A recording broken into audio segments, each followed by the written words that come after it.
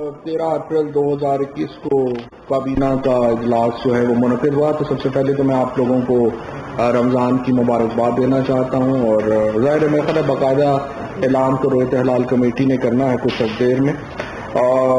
आज जो सबसे पहले आज मैं आपको ये बताऊं कि जो काबीना की जो प्रोसीडिंग्स हैं उनकी डिजिटलाइजेशन का काम चल रहा था, और हैरान होंगे आप ये सुन के कि काबीना की जो समरीज हैं और जो सारा यानी जो कागजी मवाद दिया जाता है कैबिनेट को, साल का 51 करोड़ रुपया उसके ऊपर खर्च होता था।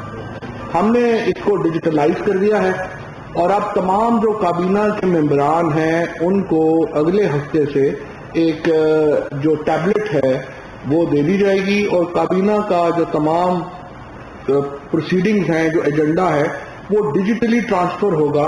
उसके नतीजे में जो कागज है उसकी बचत होगी, जो ट्रैवल है उसकी बचत होगी, और एक मुनज़्ज़म अंदाज से काबीना काम कर पाएगी। मैं तो चाहता हूँ, ये भी हूँ कि मैं पहले भी कह चुका हूँ कि असम्बलियाँ हमारी जल्द अज जल्द पेपरलेस हों, लेकिन कम से कम इंशाल्लाह अगले हफ्ते से जो काबीना है वो पेपरलेस हो जाएगी, कागज के बगैर हो जाएगी, और इससे साल का तकरीबन 51 करोड़ रुपया जो है वो उसकी बचत होगी। तो आप अंदाजा लगा सकते हैं कि कितना बड़ा खर्च है जो हमारा इस तरह के कामों पे हो रहा है। और अगर हम पार्लियामेंट को भी इसमें शामिल कर लेंगे, और मैं चेयरमैन सेनेट और नेशनल असेंबली के स्पीकर साहब से रिक्वेस्ट करना चाहूँगा कि इस मामले को तेज़ी से आगे चलाएं, तो इससे हम एक बहुत बड़ी बचत जो है वो कर सकेंगे। सबसे पहले आज कोविड की सूरत हाल के ऊपर ब्रीफिंग दी असद उमर साहब ने, और उन्होंने ये बताया है कि इस वक्त जो सूरत हाल है वो अगर 2 हफ्तों में बेहतर ना हुई तो उसके नतीजे में हमारे जो आगे ईद की शॉपिंग और ईद फेस्टिविटीज जो शुरू हो जाएंगी, उसके नतीजे में कोरोना जो है वो मजीद तेजी से फैलेगा। और अब इस वक्त सिंध और बलूचिस्तान में जो कोरोना की सूरत हाल है वो बढ़ रही है तेजी से। इसकी जो संगीनी है उसका अंदाजा आप इससे भी लगा सकते हैं कि जो पहली लहर थी उसमें जो क्रिटिकल पेशेंट थे, यानी जो मरीज जिनको अस्पताल में एक्स्ट्रा केयर की जरूरत थी, खसूसी निगहदाश्त की जरूरत थी, उनकी तादाद 3400 थी। लेकिन इस बार अब तक तकरीबन 4200 जो पेशेंट्स हैं वो क्रिटिकल केयर में आ चुके हैं, खसूसी निगहदाश्त में आ चुके हैं। और इससे आप अंदाजा लगा सकते हैं कि ये जो लहर है ये पहली दोनों लहरों से ज्यादा संगीन है, और अगर हमने एहतियात ना की और अगर हम 2 हफ्तों में कोरोना जो है उसको नीचे ना ला सके तो अनफॉर्चुनेटली हमारे यहाँ सूरत हाल खराब होने का अंदेशा बढ़ जाएगा, और खसूसन सिंध और बलूचिस्तान जो हैं वो इससे ज्यादा इफेक्ट होंगे। इसके साथ साथ हमने जो वैक्सीन की दरामद है उसके ऊपर असद, इसमें हमारा प्राइवेट सेक्टर का ट्रांसपोर्ट शामिल है, उसको स्टडी करने के लिए अली जैदी साहब की सरबराही में एक लॉजिस्टिक कमेटी तश्कील दी गई है काबीना की, जो कॉमर्स मिनिस्टर भी उसमें शामिल होंगे, फाइनेंस मिनिस्टर भी होंगे, बाकी तमाम मुतल्लिका वज़रा भी उसमें शामिल होंगे। और ये कमेटी जो है ये अपने रिकमेंडेशन तैयार करेगी। लॉजिस्टिक पॉलिसी तो पहली आ चुकी है, उसको भी ज़ेरे बहस लाके एक मुकम्मल जो सोल्यूशन है वो उनको जो है वो काबीना के सामने लाया जाएगा। लाहौर के जो अहम तरीन प्रोजेक्ट्स हैं जिसमें सेंट्रल बिजनेस डिस्ट्रिक्ट का क़याम है, ये मंसूबा आज काबीना को उस पर ब्रीफिंग दी गई। 2 मंसूबे लाहौर में आ रहे हैं, इनमें एक तो वॉल्टन रोड शामिल है और दूसरा वहादत कॉलोनी प्रोजेक्ट है। वॉल्टन रोड जो है वो 350 एकड़ के ऊपर है, वहादत कॉलोनी 270 एकड़ पर मुश्तमिल है। मंसूबा इस तरह से बनाया गया है कि इसको पब्लिक प्राइवेट पार्टनरशिप में डेवलप किया जाएगा। वॉल्टन जो एयरपोर्ट था उसके साथ ये प्रॉब्लम हो रही थी कि एक तो वो गुंजान आबादी में आ गया था, वहां पे हादसे भी हुए, जहाज जो है वो आबादी के ऊपर गिर गया। दूसरा प्रॉब्लम ये हो रहा था कि उस एयरपोर्ट की वजह से गुलबर्ग जो लाहौर का दिल है वहां पर हम हाई राइज बिल्डिंग्स नहीं बना पा रहे थे। वॉल्टन एयरपोर्ट को शिफ्ट करने से ये पूरा नया बिजनेस डिस्ट्रिक्ट जो है अब लाहौर को अवेलेबल हो गया है, और 350 एकड़ के ऊपर इंशाल्लाह अगले 18 महीनों में ही ये जो काम है ये शुरू हो जाएगा। اور مکمل طور کے اوپر اس کو ایک بزنس ڈسٹرکٹ بنایا جائے گا. اس کے ساتھ جو وحدت کالونی ہے، اس میں جو پرائم منسٹر صاحب کا ایک ویژن یہ ہے، ہمارے ہاں کچی آبادیاں ہیں، وہاں پر جو زندگی جس طریقے سے وہاں پر ہے وہ بہت میزریبل سچویشن میں لوگ گزار رہے ہیں. ہم چاہتے ہیں کہ ان کچی آبادی کے مکینوں کو ایک بہتر رہائش کی صورت دی جائے اور اس زمینوں کو ہم کام میں لا کے ان کی بھی مدد کر سکیں اور یہاں پر ڈیولپمنٹ جو ہے وہ بھی ہو سکے. تو اسی طریقے سے اسی بنیاد کے اوپر یہ پروجیکٹ جو ہے وہ مکمل کیا گیا ہے. پاکستان میں پیدا ہونے والی زرعی و غیر زرعی مصنوعات مثلاً آم، کینو، باسمتی چاول اور جواہرات وغیرہ کی ملکی شناخت کو برقرار رکھنے، ان کی مخصوص مصنوعات کو تحفظ فراہم کرنے اور بین الاقوامی سطح پر تجارت میں اضافے کے پیش نظر کابینہ نے geographical indications registration and protection act 2002 کے تحت آج مندرجہ ذیل پاکستانی مصنوعات کی رجسٹریشن اور اس کے حوالے سے جو ایک اتھارٹی جو ان کو رجسٹر کرنے کی منظوری دے گی اس کی منظوری دی. ایک رجسٹریشن اتھارٹی بنائی گئی ہے جو کہ چونسا آم، سندڑی آم، یہ ٹریڈ ڈیولپمنٹ اتھارٹی اس کو کرے گی. ہنزا، یاقوت، سوات، زمرد اور کشمیر ترمری، سکردو پکھراج، سکردو ایکوامرین، پیری ڈاٹ سٹون، پیری ڈاٹ ویلی، ان کو Pakistan mineral development corporation register کرائیں گے. چاول کے معاملے کے اوپر ہمارا جو رجسٹریشن ہے وہ انڈیا کی طرف چلی گئی، پھر بعد میں ہمیں بڑی لٹیگیشن میں جانا پڑا. یہ جو ہمارے آم ہیں یا یہ جو ہمارے پتھر ہیں، ان کی اب انٹرنیشنل شناخت بن گئی ہے، تو ضروری ہے کہ ہم ان کے رائٹس جو ہیں وہ ہم اپنے پاس جو ہے وہ لیں. کنٹرولر جنرل آف اکاؤنٹس کی جو appointment functions and power ordinance 2001 کے تحت کنٹرولر جنرل آف اکاؤنٹس کی مرتب کردہ فیڈریشن اور صوبائی حکومت کی کمبائنڈ فائنینشیل اسٹیٹمنٹ برائے مالی سال 2018-19 کی جو کابینہ کے سامنے جو ہے وہ پیش کی گئی ہے. اور ہمارے جو اکنامک رپورٹرز ہیں ظاہر ہے کہ وہ آپ اس میں جو نکال سکتے ہیں اور ہمیں بھی بتا سکتے ہیں کہ کیا مسئلے ہیں. نیشنل کمیشن برائے خواتین کی جو چیئرپرسن کی تعیناتی کے حوالے سے اسلام آباد ہائی کورٹ کے فیصلے کو مد نظر رکھتے ہوئے کابینہ نے ہدایت کی کہ چیئرپرسن کی تعیناتی کے لیے اشتہار جاری کیا جائے، اور اپیل میں بھی جا رہے ہیں کیونکہ اس میں ایج کا جو معاملہ تھا اس کو کہا گیا کہ ایج جو ہے اس کو میں ریلیکسیشن ہو تو اس کے خلاف اپیل بھی جو ہے وہ کی جائے گی. نیشنل کمیشن برائے انسانی حقوق کے چیئرپرسن اور ممبران کی تعیناتی کے حوالے سے بھی اسلام آباد ہائی کورٹ کے فیصلے کو مد نظر رکھتے ہوئے کابینہ نے نئے اشتہار کی منظوری دی ہے. جو ٹورسٹ کیٹیگری اور میڈیکل ویزا، اس کے لیے فیس جو ہے وہ مقرر کر دی گئی ہے اور ان ویزوں کو بھی آسان ویزا کیٹیگری جو ہے اس میں لایا گیا ہے. آفیشیل پاسپورٹ ہولڈرز جو ہیں ان کو پروسیسنگ فیس سے مستثنا قرار دیا گیا ہے. نہیں، یہ تو آگے جو فارن آفس ہے وہ مقرر کرے گا.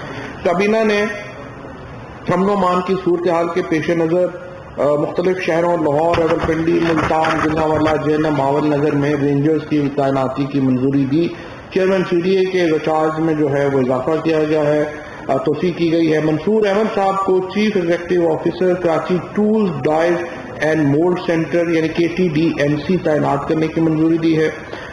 بابر معراج شامی صاحب کو CEO پاکستان ڈیولپمنٹ اتھارٹی تعینات کرنے کی منظوری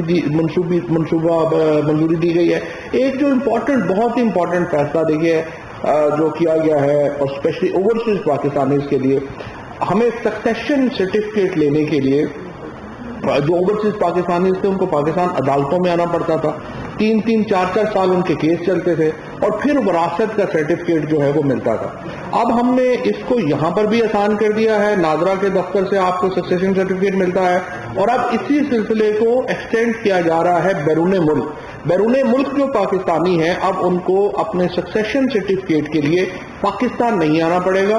وہیں جو امبیسی ہے اس کے اندر ہی وہ جائیں گے، وہیں پہ نادرا کا سسٹم جو ہے وہ لگا دیا گیا ہے اور وہ اپنی جو سکسیشن سرٹیفکیٹس ہیں وہ پاکستان میں متعلقہ جو ہمارے سفارت خانے ہیں وہاں سے حاصل کر سکیں گے. یہ ایک بہت بڑا فیصلہ ہے، خصوصاً ہماری جو خواتین کے لیے بہت بڑا فیصلہ ہے جن کو اب عدالتی جھنجھٹوں سے جان چھوٹ جائے گی اور وہ اپنے سکسیشن سرٹیفکیٹس جو ہیں وہ لے سکیں گے.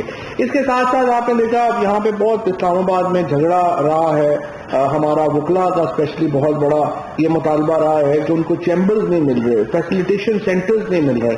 سو اس تکلیف کو مد نظر رکھتے ہوئے لیٹیگنٹس جو ہیں ان کی تکلیف کو مد نظر رکھتے ہوئے اور وکلا کی تکلیف کو مد نظر رکھتے ہوئے وفاقی کابینہ نے ایک لیٹیگنٹس فیسیلیٹیشن سینٹر کے قیام کی منظوری دی ہے, اور سی ڈی اے یہ ایک جو بلڈنگ ہے اس کی منصوبہ بندی کرے گا عدالت کے سامنے, اور اس کا جو فائدہ ہوگا وہ لیٹیگنٹس کو بھی ہوگا اور اس کے بعد جو وکلا ہیں ان کو بھی ہوگا, ان کو چیمبرز بنانے کے لیے فیسلٹی جو ہے وہ اس میں دی جائے گی. ملک کے مختلف حصوں میں عوام الناس کو گیس کی سہولت فراہم کرنے کے حوالے سے مختلف منصوبوں کی تفصیلات جو ہیں وہ کابینہ کے سامنے پیش کی گئی, اور ایکسٹرا جو گیس کنیکشنز ہیں وہ اب ان کی جو تعداد ہے وہ 300 سے بڑھ کے 600 کر دی گئی ہے, اور یہ کنیکشن جو گیس کنیکشنز ہیں وہ اب مل سکیں گے. کابینہ نے جینکو ہولڈنگ کمپنی لمیٹڈ کے چیف ایگزیکٹو آفیسر کی اسامی کے لیے بورڈ آف ڈائریکٹرز GHCL کو ہدایت کی ہے کہ عوامی اشتہار کا اجراء کیا جائے, اور اس دوران موجودہ CEO عمران جو ہیں وہ اپنا کام جاری رکھیں گے, اور یہ بھی کہا گیا ہے کہ وہ عمران جو ہیں اگر چاہیں تو وہ خود درخواست بھی دے سکتے ہیں. آلٹرنیٹو انرجی بورڈ کے CEO کی تعیناتی کے حوالے سے فیصلہ کیا گیا کہ نئے CEO کی تعیناتی تک شاہ جہاں مرزا MDPPIB کے اضافے پر اپنی اضافی ذمہ داریاں انجام دیتے رہیں گے. زائرین مینجمنٹ پالیسی کی منظوری جو ہے وہ دے دی گئی ہے. رولز آف بزنس میں ترمیم کی گئی ہے, اور اس کے بعد جو وزارتیں ہیں ان کو مزید امپاور کیا گیا ہے کہ وہ اپنے معاملات کو زیادہ خود جو ہے وہ چلا سکیں. اس کے ساتھ ECC کے جو فیصلے ہوئے ہیں اور جو کابینہ کمیٹی بائی انرجی کے فیصلے ہوئے ہیں ان کی توثیق کی گئی ہے. اس کے ساتھ ساتھ اکنامک کونسل کی سالانہ رپورٹ بائی مالی سال 2019-20 کو پارلیمنٹ کے سامنے پیش کرنے کی منظوری دی گئی ہے. Mid term budget strategy paper 2021-2022 سے 2023-2024 کابینہ کے سامنے جو ہے وہ رکھا گیا ہے. اجلاس میں افراط زر کی موجودہ شرح, کرنٹ اکاؤنٹ بیلنس, FBR کے ریونیوز اور یہ تمام جو معیشت سے متعلق معاملات ہیں ان کو تفصیلی طور پہ بریفنگ میں رکھا گیا تھا. اور آج میں نے ہمارے اظہر صاحب کو اس لیے کیا کوشش کی کہ وہ بھی آ جاتے اور اس معاملے میں پوری بریفنگ کر دیتے, لیکن وہ ایک میٹنگ میں پھنس گئے جس کی وجہ سے وہ آ نہیں سکے. تو اس کے اوپر جو ہماری جو اکنامک ٹیم ہے وہ ایک تفصیلی فیصلہ جو ہے وہ بھی تفصیلی جو مڈ ٹرم اسٹریٹجی پیپر ہے اس کے اوپر بھی ایک مکمل بات چیت جو ہے وہ کرے گی. اس کے ساتھ یہ میں آپ کو ضرور بتا دوں کہ برآمدات 18.7 ارب ڈالر کی ریکارڈ کی گئی ہیں. 2019-20 میں یہ 17.4 ارب ڈالر رہی, اور درآمدات کی مد میں 39.5 ارب ڈالر ریکارڈ کیے گئے ہیں, اور 19-20 میں یہ اعداد و شمار 34.8 ارب ڈالر تھے. ترسیل زر کی جو آمد مد ہے اس میں اب تک 21.5 ارب ڈالر موصول ہوئے ہیں, جو کہ ایک ریکارڈ ہے. اتنی زیادہ جو فورن ریمیٹنس ہے وہ پاکستان میں کبھی نہیں آئی جو کہ اب آ رہی ہے, اور اس سے ایک آپ اوورسیز پاکستانیز کے اعتماد کا بھی اظہار ہے جو وہ پرائم منسٹر صاحب کے اوپر کرتے ہیں. لارج اسکیل مینوفیکچرنگ جو گزشتہ سال -3.2 تھا اب مثبت 7.9 ہے, اور اگر ہم اس میں یہ جو ہمارے ریڈی میڈ گارمنٹس وغیرہ کا ڈال دیں تو شاید یہ 7.9 سے بھی اوپر چلا جائے. کابینہ کو بتایا گیا کہ رواں سال جو اکنامک گروتھ کا تخمینہ ہے وہ 3% ہے, جو آئندہ مالی سال میں بڑھے گا. 2023-24 تک یہ تخمینہ 5.1% تک چلا جائے گا. FBR کی شرح کا تخمینہ موجودہ مالی سال میں 10.1% لگایا جا رہا ہے, اور آئندہ سالوں میں اس میں مزید بہتری جو ہے وہ ہوگی. کابینہ کو بتایا گیا کہ فسکل پالیسی کے ضمن میں آئندہ 3 سال کے لیے 2 بڑے اہداف پرائمری بیلنس کو مثبت کرنا اور قرضے میں کمی لانا ہے, اور آئندہ 3 سالوں میں برآمدات کو 30.6 ارب ڈالر تک بڑھانے کا منصوبہ ہے. کابینہ کو بتایا گیا ہے کہ ذرائع مبادلہ سے ذخائر بڑھانے پر توجہ دے رہی ہے حکومت, اور اس کے آپ دیکھ رہے ہیں کہ روپیہ بھی کتنا جو ہے وہ اسٹیبل ہو رہا ہے, اور ابھی ہمارے پاس انشاءاللہ 2023-24 تک کم از کم جو ہمارے پاس ریزرو ہوں گے وہ 3.5 مہینے سے زیادہ کے ریزرو جو ہیں وہ ہمارے پاس موجود ہوں گے. اور اس سال پبلک سیکٹر فنڈ جو ہے، ڈیولپمنٹ پروگرام جو ہے، اس میں بھی خصوصی اضافہ جو ہے وہ کیا جا رہا ہے۔ اسی طرح کابینہ کو بتایا گیا کہ مالی معاملات کی مد میں حکومتی ترجیحات میں آمدن میں اضافہ، ری فنڈز کی فوری واپسی کو یقینی بنانا، تنخواہوں میں ہم آہنگی کو یقینی بنانا، خسارے میں کمی لانا اور زر مبادلہ کو بڑھانے جیسے معاملات جو ہیں وہ شامل ہیں۔ اور مڈ ٹرم جو بجٹ اسٹریٹجی پیپر ہے اس کی کابینہ نے منظوری دی ہے۔ کابینہ نے بجلی تقسیم کرنے والی 4 کمپنیوں جن میں tribal electric supply corporation, Gujranwala electric supply, Multan اور سکو سکھر، ان کمپنی کے جو بورڈ آف ڈائریکٹرز ہیں ان کی جو منظوری ہے، ڈائریکٹرز کی منظوری جو ہے وہ دی ہے۔ آخر میں صرف ابھی مجھے پی ڈی ایم کا جو ابھی اجلاس ہوا اور اس کے اوپر میں نے دیکھا کہ فضل الرحمان صاحب نے جو مشورہ دیا ہے پیپلز پارٹی کو کہ باپ کو باپ نہیں بنانا تھا۔ فضل الرحمان صاحب جو ہیں وہ ظاہر ہے یہ تو ان کا ایک اندرونی مسئلہ ہے کہ وہ پیپلز پارٹی کو کس کا بیٹا بناتے ہیں یا باپ بناتے ہیں، یہ تو فضل الرحمان صاحب جانے۔ اور اس کے بعد یہ بھی پتہ چلا ہے کہ پیپلز پارٹی کو روٹھے ہوئے محبوب کی طرح پی ڈی ایم کے واٹس ایپ گروپ سے نکال دیا گیا۔ احسن اقبال صاحب نے جو شہری بی بی تھیں، اس کے بعد قمر زمان کائرہ صاحب تھے، اس کے بعد جو باقی پیپلز پارٹی کے لوگ تھے ان کو پی ڈی ایم کے واٹس ایپ گروپ سے جو ہے وہ فارغ کیا۔ یہ تو بچگانہ سیاست ظاہر ہے کہ چل ہی رہی ہے، اور پیپلز پارٹی اور جو مولانا فضل الرحمان اور پی ایم ایل این کا آپس کا جھگڑا ہے، یہ جھگڑا تو پہلے سے ہی طے شدہ تھا، کیونکہ دیکھیں ایسی سمجھیے کہ جن کی ایسے اتحاد جن کی بنیاد کسی نظریے کے اوپر نہ ہو اور صرف چھوٹے چھوٹے سیاسی مقاصد کے لیے بنے ہوں تو وہ زیادہ دیر نہیں چل سکتے، اور یہی کچھ پی ڈی ایم کے ساتھ بھی ہوا ہے۔ اور پی ڈی ایم کی جو اس وقت جس طریقے سے وہ ختم ہوا ہے، وہ ہمارے پہلی پریڈکشن جو ہے، اس کی پریڈکشن پہلے ہی میں کر چکا تھا کہ یہ اتحاد زیادہ عرصہ چلنا نہیں ہے۔ ایک ایسی گاڑی تھی جس کا ڈرائیور کوئی اور تھا، بریک کسی اور کے پاس تھی، انجن کے اوپر کوئی اور کنٹرول کر رہا تھا، تو ایسا اتحاد کیسے چل سکتا تھا؟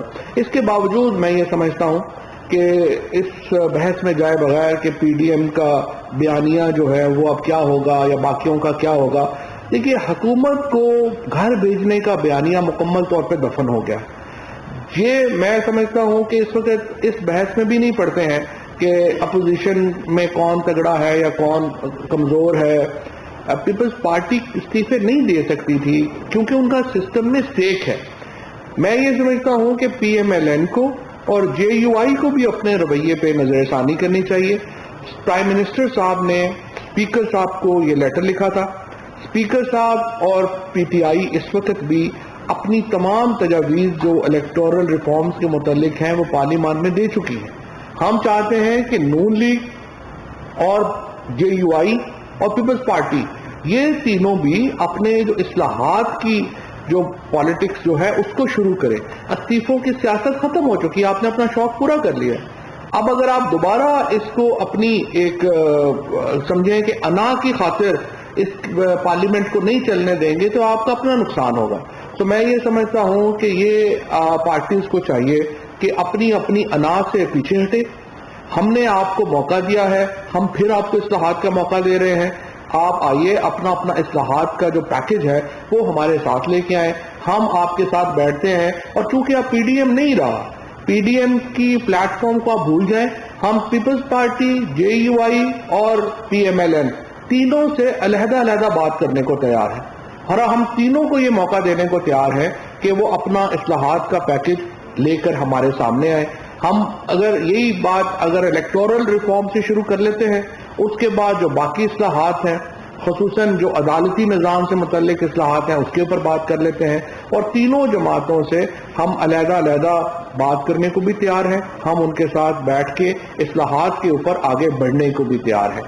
تو یہ آج کا مختصر کابینہ کا معاملہ تھا، باقی اب اگر کوئی سوال ہے۔ دو سوال ہیں، ایک تو پولیٹیکل اسٹیبلٹی کا جو اکنامک ڈیسیژن میکنگ ہوتی ہے اس میں کلیئرٹی بہت ضروری ہوتی ہے۔ اس وقت ایک ایشو ہے وہ جو ہمارے وزیر خزانہ نواز صاحب کے اسٹیٹس کا ہے شوکت سلیم صاحب نے پرائم آفس کی میٹنگ میں اٹینڈ کرنا شروع کرتے ہیں، تو اس کو تھوڑا سا کلیئر کرتے ہیں کہ ہمارے ادھر شوکت سلیم کی کیا آپریشن ہے. اور سیکنڈلی جو بجٹ اسٹریٹجی پیپر مین چیز ہے، آپ کا الیکشن کی طرف آپ جا رہے ہیں، آگے سال کا آپ کا جو جی ڈی پی گروتھ کا ادر پروجیکٹڈ وہ 4.2% آپ کی شرح ایکسپیکٹ کر رہے ہیں، اور انفلیشن آپ 6.8% کی بات کر رہے ہیں. کیا یہ دونوں اہداف ریئلسٹک ہیں گیون دا فیکٹ کہ پچھلی چیزوں میں بھی اضافہ ہوگا ٹیکسز جو ہے تو مہنگائی کے حساب سے نیچے رہ سکے گی، اور اسی طرح آپ کو 4% پلس اکنامک گروتھ پہ جانا ہے تو اس کے لیے آپ کو ایک بڑا پی ایچ ڈی بجٹ چاہیے. فائنل پروگرام کے اندر آپ کے پاس اتنی اسپیس ہے. Thank you. دیکھیے، پہلی بات تو یہ ہے کہ جو مہنگائی ہے وہ تو ابھی بھی اگر آپ دیکھیں تو دونوں جو چینی اور آٹے کی قیمت میں کمی کا رجحان ابھی بھی سامنے آ رہا ہے، اور اس وقت جو یوٹیلیٹی سٹورز ہیں اس کے اوپر جو اس وقت تقریباً 1 ارب روپے کی سیل کو وہ ٹچ کر گئے، جو یوٹیلیٹی سٹورز کی تاریخ میں کبھی نہیں ہوا. اور اسی لیے I must congratulate Hammad Azhar کہ ان کی سرکردگی میں یوٹیلیٹی سٹور جیسا ادارہ جو بالکل بیٹھ گیا تھا وہ اس سال ایک سسٹینیبل ادارہ بن جائے گا، اور کم از کم اپنے پاؤں کے اوپر جو ہے وہ کھڑا ہو رہا ہے. جہاں تک آپ نے پوچھا کہ اسٹیٹس کی کیا ہے معاملہ، دیکھیے کابینہ میں رد و بدل کا جو اس وقت عمل ہے وہ ہو رہا ہے، وہ ایک آخری مرحلے کے اوپر ہے، اور پرائم منسٹر صاحب نے اپنی جو اس بارے میں ترجیحات ہیں، ظاہر ہے کہ پاکستان کے آئین کے تحت آرٹیکل 90 کے تحت یہ وزیر اعظم کا پریروگیٹو ہے کہ وہ کابینہ میں کس کو منسٹر بناتے ہیں یا کس کو کیا محکمہ دیتے ہیں، تو اس کے مطابق وہ فیصلہ کر لیں گے، اور جلد فیصلہ کر لیں گے تو پھر یہ آپ کی جو کنفیوژن ہے یہ دور ہو جائے گی.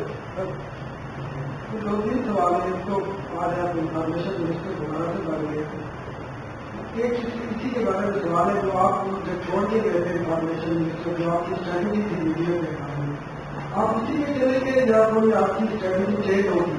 اور دوسرا سوال یہ ہے کہ جہانگیر ترین کے حوالے سے کافی تنقید آ رہی ہے حکومت کے اوپر بھی، وزیر اعظم کی اعظم خان کے اوپر بھی، اور ان کے کچھ لوگوں نے خط بھی لکھے ہیں پرائم منسٹر کو. اس سے کوئی کیبنٹ پہ بات نہیں ہو رہی کہ وہ کیا ضرورت ہوگی، اور جس کا آپ نے یہ بہت سی چیزوں کے حوالے سے کافی چیزوں کی ہے. 3 لاکھ سے 6 لاکھ کریکشن کیے ہیں، 300 سے 600. ہاں 3 لاکھ سے 6 لاکھ. ہاں ٹھیک، تھینک یو. اچھا جی، پہلی بات تو یہ ہے کہ پہلے میں بن جاؤں گا تو کر لوں گا، پہلے بنتے ہوں. دوسری بات یہ ہے کہ جو آپ نے کہا جہانگیر ترین صاحب، وہ لوگ گھرے ہوئے ہیں کیونکہ جب آپ بنے تھے تو 60 ڈیٹ سے آپ کے اندر میڈیا پلیٹ. میں نے تو نہیں کہا تھا کہ یوٹیوب چینل جو ہیں وہ، میں تو کہہ رہا تھا یوٹیوب چینل زیادہ بڑھ جائیں گے.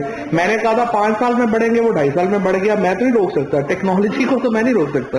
دوسری بات یہ ہے میں اس کو پھر بھی میں نہیں روک سکتا. آپ جیسے کہ دیکھیں نا چاند نکل رہا ہے، بڑے لوگ ضد میں پڑ جاتے ہیں کہ نہیں ہماری مرضی سے نکلے، تو وہ تو نہیں روک سکتے. تو جو ہو رہا ہے وہ تو نہیں روک سکتے نا. میں تو صرف یہی کہنا چاہتا ہوں، میں یہی چاہ رہا ہوں کہ آپ آگے جو ہے وہ چلے، اور اکارڈنگلی جو مارکیٹ ہے وہ ڈٹرمن کرے گی کہ جیسے جو ہے وہ انشاءاللہ آگے بڑھیں گے، وہ اس کے مطابق چلے گا. اچھا، دوسری بات جو آپ نے کہی ہے جہانگیر ترین صاحب کے اوپر، جہانگیر ترین صاحب جو ہیں وہ پی ٹی آئی کے بہت اہم رہنما ہیں، اور ظاہر ہے کہ ان کے لوگوں سے تعلقات ہیں، تو جو بھی جب وہ بلائیں گے یا وہ کوئی اپنا کھانا کریں گے تو وہاں پہ لوگ جائیں گے، اس میں کوئی ایسا پرابلم نہیں ہے. اور تیسرا امپورٹنٹ بات یہ ہے کہ جہانگیر ترین وہ پہلی مثال نہیں ہے پی ٹی آئی میں جن کے اوپر کیس بنا. علیم خان صاحب کے اوپر کیس بنا، انہوں نے وزارت سے استعفیٰ دیا، وہ جیل گئے اور اپنا کیس لڑ کے واپس آئے. سبطین صاحب کے اوپر کیس بنا، وہ سٹنگ منسٹر تھے، وہ جیل گئے، بیل کرائی، واپس آئے. بابر اعوان صاحب کے اوپر کیس بنا، انہوں نے استعفیٰ دیا، اپنا کیس لڑا، واپس آئے. یہ صرف پی ٹی آئی کی حکومت میں اور عمران خان کی حکومت میں یہ ہو سکتا ہے، باقی کسی پارٹی میں یہ رواج ہی نہیں ہے کہ وہ یہ بات کریں. تو اس کا تو آپ کریڈٹ دیں، اور جہانگیر ترین صاحب بھی اپنا کیس لڑ رہے ہیں اور اس کے مطابق جو ہے وہ لڑیں گے. ٹھیک ہے.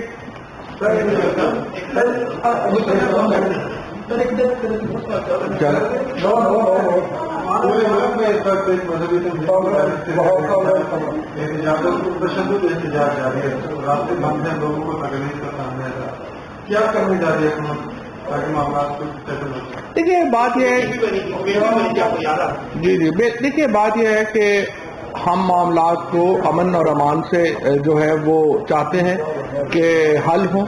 ہم یہ بھی چاہتے ہیں کہ لا اینڈ آرڈر کا پرابلم کریٹ نہ ہو. اس وقت سب سے بڑا مسئلہ یہ ہے کہ جو آکسیجن سلنڈرز کی جو موومنٹ ہے وہ ہنڈر ہو رہی ہے اور ابھی خصوصی انتظامات کرنا پڑ رہے ہیں کہ آکسیجن سلنڈرز جو ہیں وہ جس طرح میں آپ کو بتا رہا تھا کہ 4100 پیشنٹ ایسا ہے کووڈ کا جو اس وقت خصوصی نگہداشت میں ہے. ان کو راستہ روکنا جو ہے وہ بہت ہی نامناسب بات ہے اور اس کے لیے خصوصی انتظامات کیے جا رہے ہیں. دیکھیں ہم ایک ریاست ہے, ملک پاکستان جو ہے یہ دنیا کا 5ویں بڑی ریاست ہے. ہم اپنے فیصلے جو ہیں وہ گروہوں پہ نہیں چھوڑ سکتے. پاکستان کی ریاست نے اپنے فیصلے خود کرنے اور کسی بھی گروہ کو, کسی بھی پارٹی کو, کسی بھی جو گروپ ہے اس کو یہ سوچنا بھی نہیں چاہیے کہ وہ حکومت پاکستان کو یا ریاست پاکستان کو ڈکٹیٹ کر سکتا ہے. ڈکٹیٹ آپ نہیں کر سکتے. آپ بات کر سکتے ہیں, آپ اپنے مطالبے ایک جمہوری انداز میں سامنے رکھ سکتے ہیں. ڈکٹیٹ کرنے کا اختیار جو ہے وہ کسی کے پاس نہیں. آج کابینہ نے کوئی 42 کمپنی کو PIDC میں مرج کرنے کے حوالے سے کوئی فیصلہ کیا ہے, اس حوالے سے نہیں, PIDC میں مرج کرنے کا فیصلہ اس وقت میرے پاس نہیں. چیک کر لیں کہ آپ نے کہا کہ PDM ٹوٹ چکی ہے, اب سب سے الگ الگ بات کریں گے تو باقی آپ جماعتیں ہیں تو کٹی ہیں مولانا کے ساتھ, اگر وہ کٹی آتی ہیں اور بات کرنا چاہتی ہیں تو کیا ان سے الگ بات کریں گے اور PP اور ANP سے الگ بات کریں گے؟ اور دوسرا کیس ہونے کے لیے یہ جو اب جیسے آپ نے کہا نا سورج چڑھ رہا ہے وہ میں نہیں روک سکتا, یہ جو احتجاج جاری ہے ان بھر میں اس سے جو لوگ پرابلم میں ہیں اس سے بھی کوئی آگے بڑھ نہیں کر سکتا. آپ کی گورنمنٹ نے ایک معاہدہ کیا تھا اور آپ لوگوں نے یہ کہا تھا کہ ہم اسے 20 اپریل سے پہلے پارلیمان میں لائیں گے, کیوں گورنمنٹ یہ وعدہ پورا نہیں کر رہی؟ اچھا, پہلی بات تو یہ ہے کہ جو آپ نے پہلی بات کہی تھی کہ پہلا سوال آپ کے کہنا, ہاں PDM. دیکھیں PDM کا مطلب یہ ہے ہم تو ان جماعتوں سے بات کریں گے نا جو پارلیمان کے اندر ہے.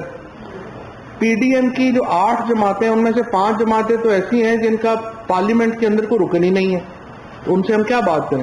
جو JUI ہے یا ANP ہے جن کے اراکین پارلیمنٹ کے اندر ہیں ان سے تو بات چیت لازماً ہونی ہے, کیونکہ ہم چاہتے ہیں کہ اصلاحات کا پیکج آئے اور خصوصاً جو الیکٹورل ہمارا اصلاحات ہے ان کے اوپر ایک بات ہو اور وہ بات جو ہے وہ آگے چلے. دوسری جس طرح سے آپ نے بات کی کہ معاہدے کی یا یہ بات کی کہ وہ اسٹیٹ نے کیا کیا, دیکھیں میں نے جس طرح عرض کیا ہم ایک جمہوری حکومت ہے. اگر کوئی بھی گروپ, چاہے وہ طلباء کا گروپ ہو, چاہے وکلاء کا گروپ ہو, چاہے علماء کا گروپ ہو یا کوئی مذہبی گروپ ہو, وہ اپنے مطالبے حکومت کے سامنے رکھ سکتا ہے. اس کے اوپر نیگوسیشن ہو سکتی ہیں لیکن ڈکٹیشن نہیں دی جا سکتی. اگر آپ ڈکٹیشن دیں گے تو پھر تو ریاست کا اسٹرکچر ہی ختم ہو جائے گا. پھر تو ریاست میں ہر شخص جو ہے وہ ایک اپنی اپنی زبان بولنا شروع کر دے گا اور ریاست بکھر جائے گی. آپ مطالبات کے اوپر گفتگو ہو سکتی ہے, اس کے اوپر ایڈوائس ہو سکتی ہے, اس کے اوپر آپ بات کر سکتے ہیں. ڈکٹیشن لینے کا معاملہ جو ہے وہ ہضم نہیں ہو سکتا. ٹھیک ہو جائے گا, انتظار کریں, کوئی ایسی بات. وفاقی وزیر چودھری فواد حسین کابینہ اجلاس پر میڈیا کو بریفنگ دے رہے تھے. انہوں نے کہا وفاقی وزیر اسد عمر نے کورونا صورتحال پر کابینہ کو بریفنگ دی. کابینہ کو تیسری لہر کی شدت سے بھی بریف کیا اور ان کی جانب سے یہ کہا گیا کہ کورونا کی تیسری لہر پہلی لہر سے زیادہ خطرناک ہے. اگر احتیاط نہ کی گئی اور صورتحال زیادہ بگڑ سکتی ہے. سندھ اور بلوچستان میں زیادہ کیسز سامنے آ رہے ہیں. کورونا ویکسین کی درآمد سے متعلق کمیٹی تشکیل دے دی گئی ہے.